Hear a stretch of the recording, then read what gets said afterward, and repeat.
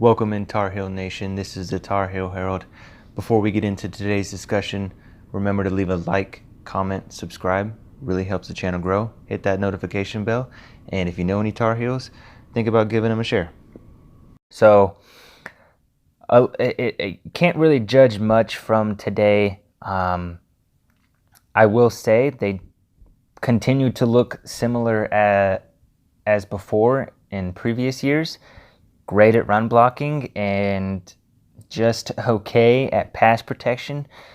But I think it's going to be a little bit harder to judge this group right now until we can really get more into the fall camp and Mac Brown and Phil Longo really tell us who they believe is going to be out on the field. Maybe we can stretch it to, 10 guys we can trust. It honestly didn't look like that out there today, that there was going to be 10 guys that they can trust. But we'll have to wait and see. The defense in general looked pretty great, and when you notice it was mostly playing underclassmen, backups, it's hard not to get excited. The defensive line is going to be a monster in the future. It may already become one this year with Murphy, KBJ, both of the Foxes, and Tamari and Taman, Desmond Evans, and then of course you got freshman Javari Ritzy and hopefully Keyshawn Silver. He did get a few snaps yesterday, but he was a little bit limited. We did see a lot of Ritzy, and of course when Ritzy was in there, the man was making plays.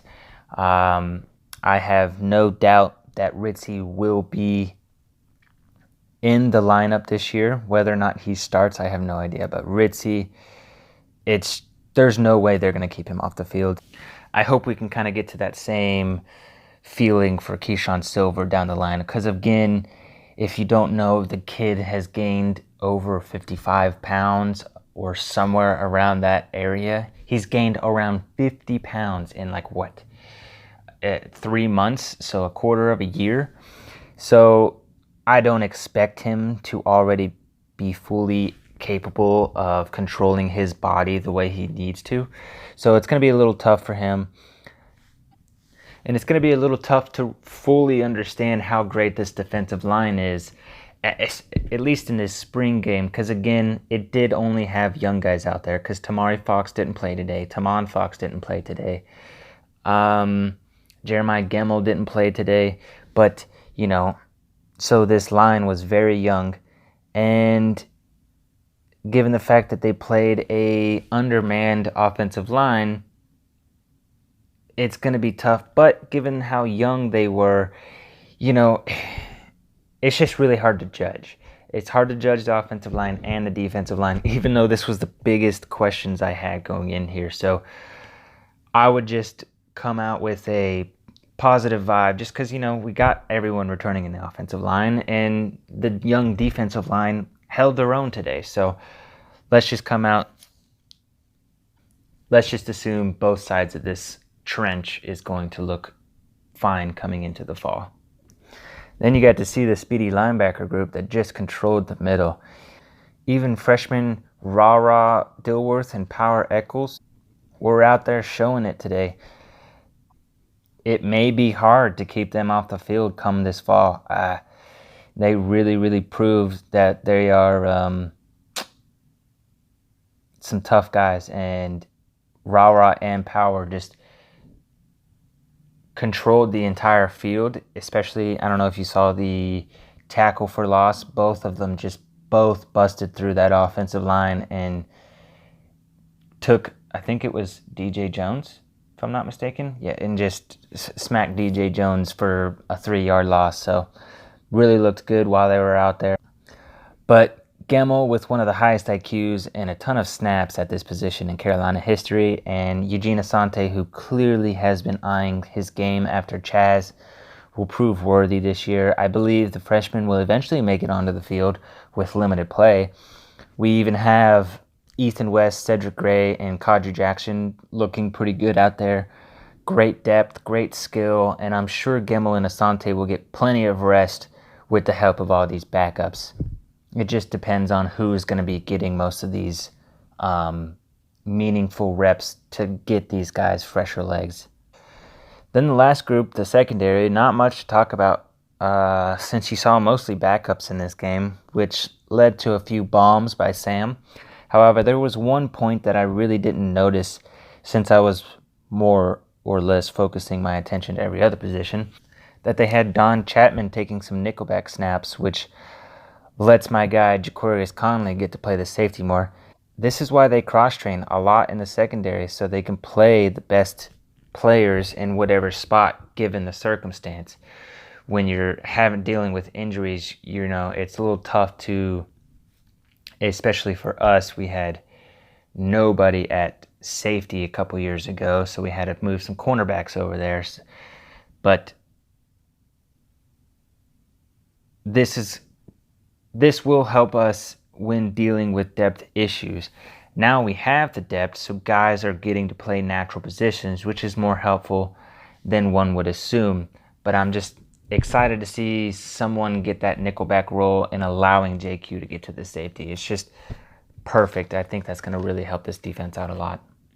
Which, of course, it's the same exact thing with the fact that we got a lot more bigger bodies on the defensive line, which allows Tamon Fox, Desmond Evans, guys like that play the true edge outside linebacker position. But anyways, all in all, it was a great spring. I feel comfortable enough to say the offense will be fine coming fall, especially the skill guys. If we didn't have the spring, I'd be very worried about the offense and these skill players. You got to get chemistry with Sam Howell. Yeah, we got a few older guys, but a lot of these guys were not taking first reps in practice last year with Sam. So a lot of new guys with Sam. I think the fact that we do have the spring, we will be fine. But the defense and its depth is immensely a help. We didn't see too many exotic play calling, and most of it was already conservative play calls given it was a spring game. But then factor in the rain, and I'm sure they closed over half the playbook on both sides of the ball. But that'll be it for this one, guys. Don't forget to like, comment, subscribe, hit that notification bell, and if you know any Tar Heels, leave them a share. Quick little addition here. After I had got done recording, I come to the realization that Brian Anderson, with the addition to Josh Azudu, has been sat out this game and didn't even realize it. So not only did our number one offensive lineman sit out, but our leader in Brian Anderson on this offensive line also sit out. So not only did, I wouldn't say Brian Anderson is probably our second best guy, but he is probably the second most important guy on this offensive line, given the fact that he is the center, he is the leader, he is what makes this offensive line go. So not only were we putting in 10 guys with only limited snaps, we had two of the guys with the most snaps out of anyone sitting out, and that just made it a little bit more harder for me to judge this offensive line, given the fact that I now know that two of the top guys are sitting out. All right, guys, let's ram into it. So the 2021 spring game went as well as it could have, given the fact that it rained the entire time. It limited the play calling a bit on offense, I'm sure, even though, they weren't opening their playbook that much. But we had a ton of young guys get some snaps today. I saw a lot of Cameron Roseman Sinclair, Dede Hollinson, and Obi Egbuna in the secondary. It is probably going to be the deepest group depth-wise, so they allowed the young guys and the backups to get most of the reps today.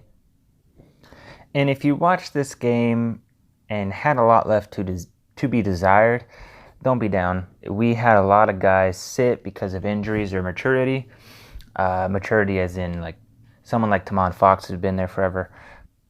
Because we had guys like Josh Azudu and Chafu Brown out for injury, which is a lot for this offense given the fact that Chafu Brown is going to be one of our top wide receivers. Josh Azudu is probably our best offensive lineman. And then while the defense looked good, a lot of the older talents sat, like Jeremiah Gemmel, Tamon Fox, and Tamari Fox.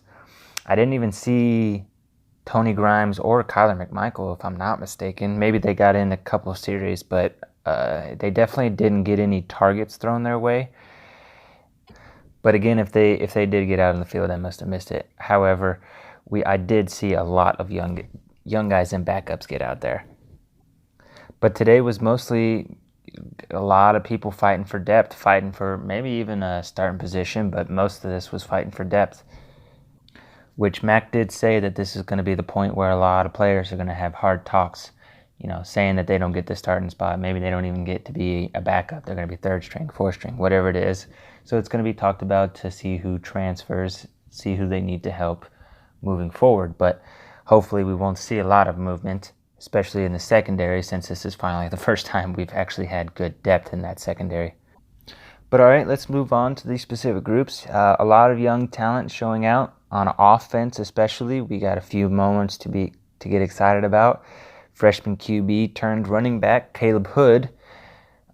It seems like we have a lot of QBs turning to different positions. But anyways, he really impressed me. He's very great at balance and bouncing off tacklers, kind of similar to Javonte Williams in that aspect. He likes to bounce off of people instead of dodging them, like Michael Carter does.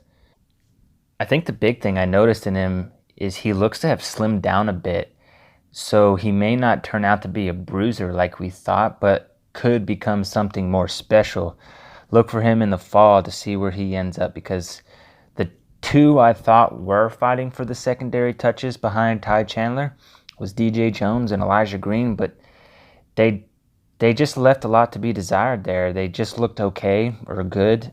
They showed some flashes here and there, but nothing really shot out to me. However, Josh Henderson stepped up and showed some signs. So that's fantastic that Josh Henderson, who a lot of people were afraid was just going to be a backup his whole career, ends up he maybe fighting for that position as well. So it looks like it's pretty open right now in that running back room, and I can't wait to see how it goes going forward. At least we can say we have competition instead of actually just trying to see if there's anyone who can fill that secondary role. Wide receivers looked good with Antoine Green in his senior year. Really hope that guy gets to have a breakout season. Then, of course, you have Emery Simmons and Josh Downs still looking good as I expected. But limited targets, of course. I wanted to see more, but I think the wide receivers will be fine. They're going to be a well-oiled machine, in my opinion, when it comes fall. But you didn't get to see much today, mostly because of the rain, I assume. But before I move on to the offensive line, I wanted to mention Drake May. He seems to have a one-up on Jacoby at the moment. I'm not sure what's going on with Jacoby. It seemed like he was getting a little better. Now, although the offensive line didn't really help him out in this game, they allowed 2 quick sacks before he could even read the defense. And maybe that was his fault on not changing the play. I don't know for sure, but he got touched real quick by Kadri Jackson and Eugene Asante. He did have 2 quick he had a couple scrambles that, obviously proved that he's a great dual threat guy, but we didn't really get to see that arm and see how much he's improved there. But Drake also scrambled well. He's a sliding quarterback, but he looked a whole lot more mobile than especially most of us expected. Maybe he dropped a few pounds as well. I'm not sure. He definitely looked a whole lot smaller out there than I expected.